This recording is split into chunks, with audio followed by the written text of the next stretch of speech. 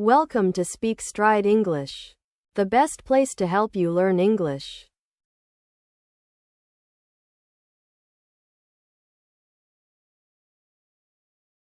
Chapter 8. The Treasure and Revelation. Mia and Leo emerged from the library's underground archives. Stepping back into the bright light of day, the events of the past hours felt surreal, like a dream lingering in their minds. The weight of the ancient book heavy in Mia's arms. The golden cover caught the sunlight, glinting as though it were alive, filled with the spirits of the people whose stories it held. They had uncovered the compass's true purpose. A purpose far more profound than either had imagined. As they walked through the city streets, Mia felt an overwhelming sense of gratitude.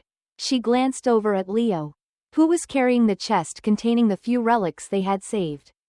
They were silent, sharing a moment of quiet understanding.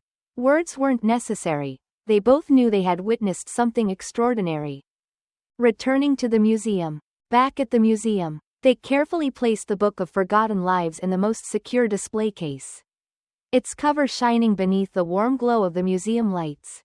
Leo arranged the ancient jewelry, letters, and other artifacts alongside it, each piece telling its own story. After setting up the display, they stood back, gazing at the collection in awe. The book was more than just a relic, it was a bridge to the past. A testament to the lives that had been forgotten. And now, they would make sure those stories were remembered by everyone who walked through the museum's doors. It feels like we've done something important. Leo, Mia said softly, her voice filled with emotion. These people deserve to be remembered. And now they finally will be. Leo nodded, placing a comforting hand on her shoulder. We've done more than just uncover a treasure. We've restored a legacy. And that's something no one can ever take away. A public announcement. The museum organized a special exhibit to unveil the Book of Forgotten Lives and the artifacts they had recovered. Mia and Leo worked tirelessly to create an exhibit that would capture the essence of each person's story. Arranging letters, jewelry, and portraits in a way that made visitors feel as though they were stepping into the past. On opening day, people from all over the city gathered at the museum.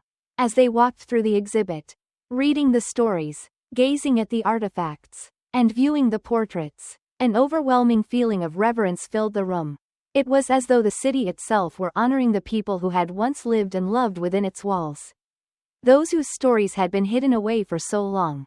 Mia stood by the Book of Forgotten Lives, watching the expressions of wonder and respect on the faces of those passing by. Leo joined her, both of them sharing a quiet satisfaction as they saw the impact of their journey. A legacy lives on. In the weeks that followed, the exhibit became one of the museum's most popular, drawing visitors from all around.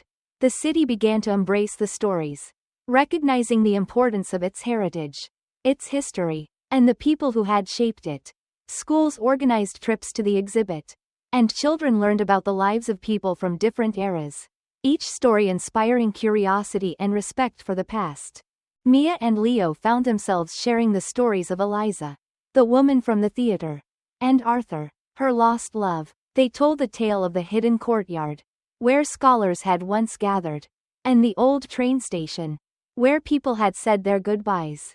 Every day, they felt a deep connection to the city, as if it were alive, whispering its secrets to those who were willing to listen.